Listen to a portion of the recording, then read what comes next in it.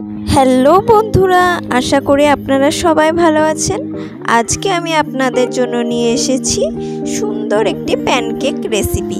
এই প্যানকেক খুব সহজেই বানাতে পারবেন। প্রথমে একটি ডিম ফাটিয়ে নিচ্ছি।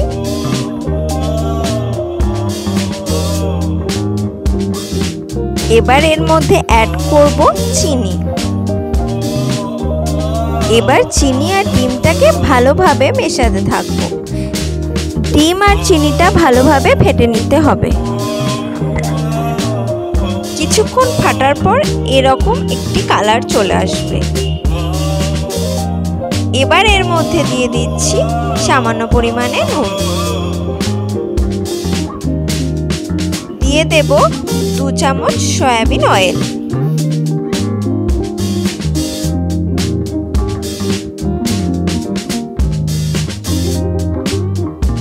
আরও একটু ফেটে নিচ্ছি।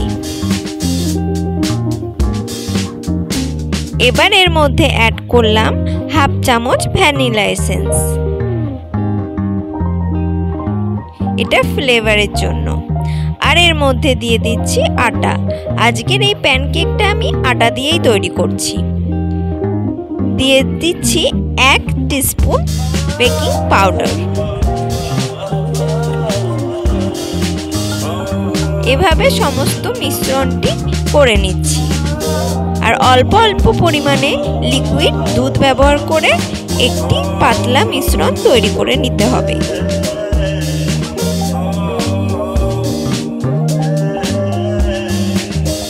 এভাবে হ্যান্ড উইংসের সাহায্যে অনেকক্ষণ ধরে ফেটে নিতে হবে, তাহলে কেকটা খুব সুন্দর হবে। এটা প্রায় আমার ফাটা হয়ে গেছে। এর টেক্সচারটা ঠিক এরকম হবে।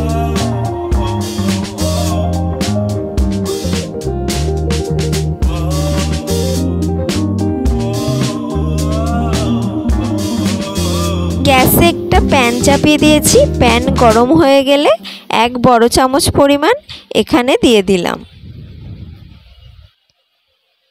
এবার একটি ঢাকনা দিয়ে ঢেকে দিচ্ছি। 2 মিনিট হওয়ার পর আমি ঢাকনা খুলে এটাকে উল্টে দেব। দেখুন কত সুন্দর উঠে এসেছে। আর উল্টো দিকটা কত সুন্দরও হয়েছে। এভাবে আরও 2 মিনিট আমি কেকের উল্টো পিঠটা করে নিচ্ছি। আমি আরও একটি বড় করে দিয়েছি। এটাও 2 মিনিট করার পরে আমি তুলে নেব।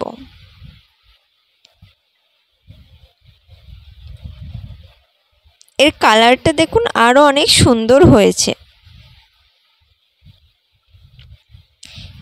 এভাবে আমি সমস্ত প্যানকেকগুলো তৈরি করে নেব। আমার সমস্ত প্যানকেক তৈরি হয়ে গেছে। এই প্যানকেক খেতে কিন্তু খুবই মজার। আপনারা এভাবে বাড়িতে বানাবেন, খুব সহজেই বানিয়ে নিতে পারবেন।